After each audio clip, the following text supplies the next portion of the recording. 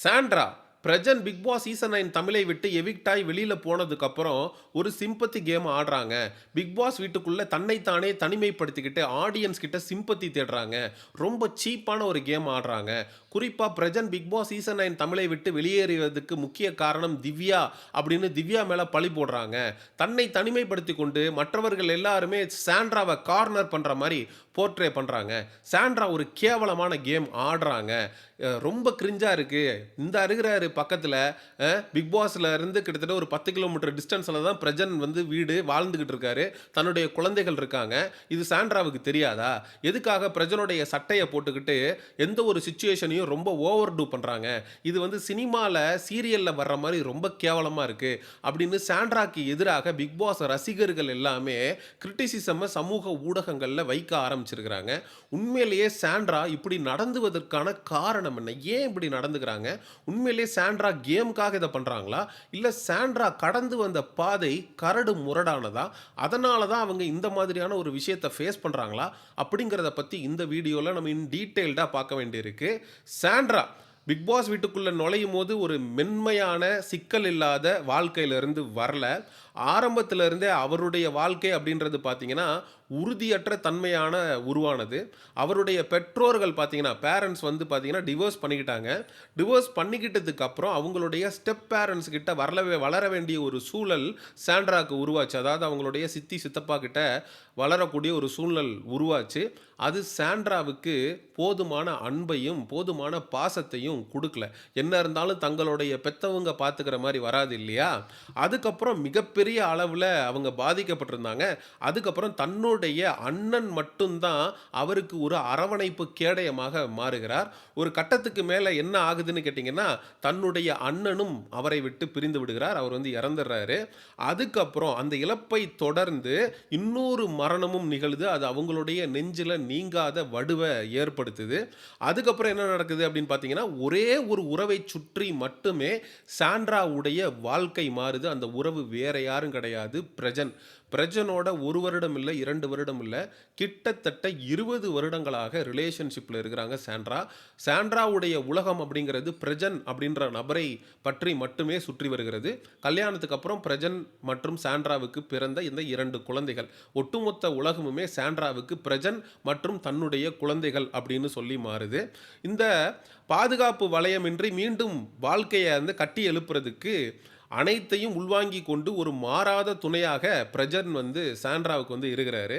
அவர் வெறும் வாழ்க்கை துணை மட்டும் இல்ல, சாண்ட்ரா பாதுகாப்பாக உணரவும், இயல்பாக செயல்படவும் சாத்தியமாக ஒரு பலமான அஸ்திவாரமாக பிரஜன் அப்படின்றவர் வந்து இருந்திருந்திருக்கிறாரு. ஸோ பிரஜன் மிகப்பெரிய அளவுல சாண்ட்ராவுக்கு ஒரு சப்போர்ட் சிஸ்டமா இருந்திருக்கிறாரு.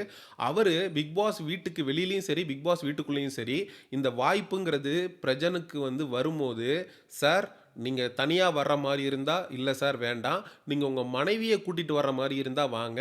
ஜோடியாக நாங்க வேணா உங்களுக்கு வாய்ப்பு குடுக்குறோம்." அப்படின்னு சொன்னப்ப, சாண்ட்ராவ போய் பிரஜன் கன்வின்ஸ் பண்றாரு. "சாண்ட்ரா, இது நமக்கு கடவுள் குடுத்திருக்கக்கூடிய கடைசி வாய்ப்பு. இது எனக்காகன்னு பார்க்காத, நம்மளுடைய குழந்தைகளுடைய நலன் கருதி, நீ வந்து இந்த வாய்ப்ப நீ வந்து என் கூட வந்து பிக் பாஸ் வீட்டுக்குள்ள வா. நம்ம 2 பேரும் ஜோடியா போகலாம்." அப்படின்னு சொல்லி சாண்ட்ராவ கன்வின்ஸ் பண்ணி, சாண்ட்ராவுக்கு பிக் பாஸ் வீட்டுக்குள்ள வரணும் அப்படிங்கிற ஆசையோ, கனவோ இல்ல. ஆனா, தன்னுடைய கணவன் பிரஜனுடைய எதிர்காலத்திற்காகவும், தன்னுடைய குழந்தைகளுடைய எதிர்காலத்துக்காகவும் சாண்ட்ரா வந்து பிரஜனோட சேர்ந்து பிக் பாஸ் வீட்டுக்குள்ள வர்றதுக்கு ஒத்துக்கிறாங்க. சரி, அப்படி ஒத்துக்கிட்டு உள்ள வந்ததுக்கப்புறம், தன்னுடைய கணவனுடைய ஆசையாயிற்றே! ஆனா, தன்னுடைய கணவன் தனக்கு முன்னாடி எவிக்ட் ஆயி போய்ட்டானே! அப்படிங்கிற குற்ற உணர்ச்சி யாருக்கா இருந்தாலும், எந்த ஒரு பெண்ணுக்காக இருந்தாலும் வரும். அதனால தான் பிரஜனுடைய எவிக்ஷன வச்சு, இவங்க காரணமா இருப்பாங்களோ, இவங்க காரணமா இருப்பாங்களோ, அப்படின்னு பின் பாயிண்ட் பண்ணி ஒவ்வொருத்தரையா சொல்லி ஒரு ஒரு விஷயத்த அவங்க பேச ஆரம்பிக்கிறாங்க. அதுதான் பல பேருக்கும் தப்பா கன்வே ஆயிருக்கு அப்படிங்கிறது எனக்கு புரியுது. நிச்சயமாக அதாவது ஒரு விஷயத்த என்னால தெளிவுபடுத்தி சொல்ல முடியும். பிக் பாஸ் போன்ற அழுத்தம் நிறைந்த சூழலில் அவர் சிக்கியிருக்கும்போது, அந்த ஆதரவு கட்டமைப்பை நீக்கிவிட்டால், பிரஜன் அப்படின்ற ஒரு ஒரு ஒரு ஒரு கேடயம் வந்து சாண்ட்ராக்கு இருந்துச்சு இல்லையா? அது போயிடுச்சு அப்படின்னா என்ன நடக்கும் அப்படின்னு சொல்றேன். பிக் பாஸ் என்பது ஒவ்வொருவருடைய அன்றாட நடைமுறைகளையும் தனிமனித சுதந்திரம், உறக்கம், சுயக்கட்டுப்பாடு மற்றும் உணர்ச்சி மேலாண்மை ஆகியவற்றை பறிக்கும் வகையிலும் வந்து ஒரு வடிவமைக்கப்பட்ட ஒரு இடம். அதாவது ஒரு குளோஸ்டு என்விரான்மென்ட் அப்படின்னு சொல்லலாம். ஒரு எடுத்துக்காட்டுக்கு சொல்லணும்னா 2 சேவல் இருக்குன்னு வச்சுக்கங்களேன். அந்த 2 சேவல நீங்க வெளியில விட்டுட்டீங்கன்னா, ஆளுக்கு ஒண்ணா போய் மேய்ஞ்சுகிட்டு இருக்கும். நல்லா யோசிச்சு பார்த்தீங்கன்னா, அது ஒரு பக்கம் ஒரு பொட்டக்கோழியோட பின்னாடி போயிடும் ஒரு சேவலு. இன்னொரு சேவல் வந்து எங்க தானியங்கள் இருக்கோ, அங்க போய் மேய ஆரம்பிச்சுரும். சாப்பிட ஆரம்பிச்சுரும். ஆனா 2 சேவலையும் கொண்டு வந்து சுத்தி ஆட்கள் நின்னு ஒரு குளோஸ்டு என்விரான்மென்ட்குள்ள விட்டீங்கன்னா, 2ம் எப்படி சண்டை போட்டுக்குதோ, ஆனா உண்மை என்னன்னா, சேவல நீங்க பிரிச்சு வச்சுட்டீங்கன்னா, தனித்தனியா அதோடைய வேலைய பார்க்கும். சுத்தி ஒரு 100 பேர் நின்னு நடுவுல 2 சேவல விட்டா எப்படி சண்டை போடுதோ, அதே மாதிரியான ஒரு குளோஸ்டு என்விரான்மென்ட்ல சாண்ட்ரா வந்து உள்ள இருக்கும்போது, பலவிதமான மனரீதியான மாற்றங்கள் அவங்களுக்கு நடக்க ஆரம்பிச்சிருக்கு. அது என்னென்ன அப்படிங்கிறத நான் டீட்டெயிலா சொல்றேன். உடல் உயிர் பிழைப்பதற்கான போராட்ட நிலைக்கு சென்று விடுகிறது.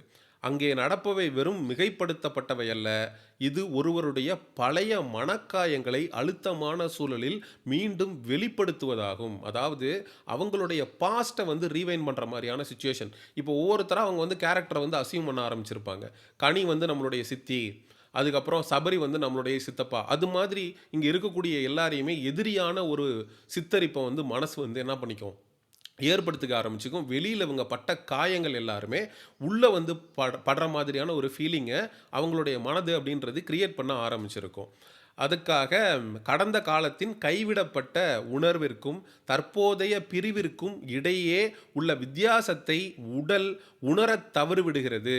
ஒரு பிரஷர் குக்கர் போன்ற இத்தகைய நெருக்கமான சூழலில், பழைய விஷயங்கள் அனைத்தும் மீண்டும் நடப்பது போலவே உடல் வந்து எதிர்வினையாற்றும். இதுதான் சாண்ட்ராக்கு நடந்துட்டு இருக்கக்கூடிய உண்மையான விஷயம். இதத்தான் பலரும் கேள்வி செஞ்சுட்டு இருக்கோம். கேலி செஞ்சுட்டு இருக்கோம். கேள்வி கேட்டுட்டு இருக்கோம். சாண்ட்ரா ஏன் இப்படி பிஹேவ் பண்றாங்க? அப்படின்னு சாண்ட்ராக்கு எதிரான விமர்சனங்கள வைக்க ஆரம்பிச்சிருக்கோம். இத ஃபேக்னஸ், நடிப்பு அப்படிங்கிற கிரிட்டிசிசத்தையும் வைக்க ஆரம்பிச்சிருக்கோம். சாண்ட்ராவ வந்து நியாயப்படுத்தணும் அப்படின்றதுக்காக இந்த ஒரு பர்ட்டிகுலர் கன்டென்ட்ட நான் பண்ணல. சாண்ட்ரா சம்மந்தப்பட்டு ஒரு பதிவு ஒண்ணு போடப்பட்டிருந்துச்சு. அந்த பதிவினுடைய உண்மைத்தன்மைய நான் ஆராயும்போது, அதுல இருக்கக்கூடிய விஷயங்கள்லாம் உண்மை அப்படின்னு தெரிஞ்சதுக்கப்புறம், சாண்ட்ரா இப்படியெல்லாம் பிக் பாஸ் வீட்டுக்குள்ள பிஹேவ் பண்ணுவதற்கான காரணம் என்ன? அப்படின்ற கேள்வி எனக்குள்ள எழுந்துகிட்டே இருந்துச்சு. பிகாஸ் அது ரொம்ப வியர்டா, வித்தியாசமா தெரிஞ்சதுனால தான், சாண்ட்ராவுடைய உண்மையான மனநிலை என்ன? ஏன் இப்படி பிஹேவ் பண்றாங்க? ஆனா ஒருத்தர மட்டுமே கடந்த 20 ஆண்டுகளுக்கும் மேல டிபெண்ட் பண்ணியே இருக்கக்கூடிய ஒரு நபர், வீட்ல தன்னுடைய குழந்தைகள பார்த்துக்கிறது, கணவன் எப்ப வருவான் அப்படின்னு காத்திருந்து, தன்னுடைய கணவன், தன்னுடைய குழந்தைகள் அப்படின்னு மட்டும் வாழ்க்கைய வாழ்ந்த ஒருத்தர், அந்த ஒருத்தருடைய கடந்த காலம் அப்படிங்கிறது உண்மையிலேயே ரொம்ப ட்ராஜடிக்கா இருந்திருக்கு. அப்படிங்கிறப்போ, அது அவங்கள கொண்டு வந்து பிக் பாஸ் மாதிரியான குளோஸ்ட் என்விரான்மென்ட்ல விடும்போது, இது மாதிரியான எதிர்வினைகள் தான் வரும் அப்படிங்கிறத வந்து இந்த பதிவு எனக்கு தெளிவுபடுத்தி இருந்துச்சு. அந்த தெளிவ மக்களாகிய உங்ககிட்ட பகிர்ந்துக்கணும் அப்படின்றதுக்காக தான் இந்த முயற்சி. இத வந்து சாண்ட்ரா பண்ணக்கூடிய அனைத்தையும் நியாயப்படுத்துறதுக்கோ, சாண்ட்ரா பண்றது எல்லாத்தையுமே சரின்னு சொல்றதுக்கோ நான் இங்க வரல.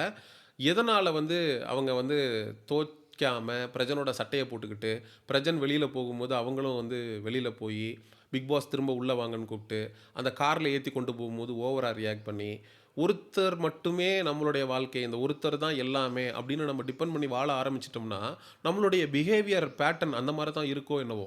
அதனால தான் சாண்ட்ரா அந்த மாரி பிஹேவ் பண்றாங்களோ என்னவோ! ஸோ இத வந்து மக்களாகிய உங்ககிட்ட சொல்லணும்னு நெனச்சு தான் இந்த வீடியோவ பண்ணியிருக்கேன். ஸோ இந்த வீடியோ பற்றிய உங்களுடைய கருத்துக்கள மறக்காம கமெண்ட் செக்ஷன்ல சொல்லுங்க.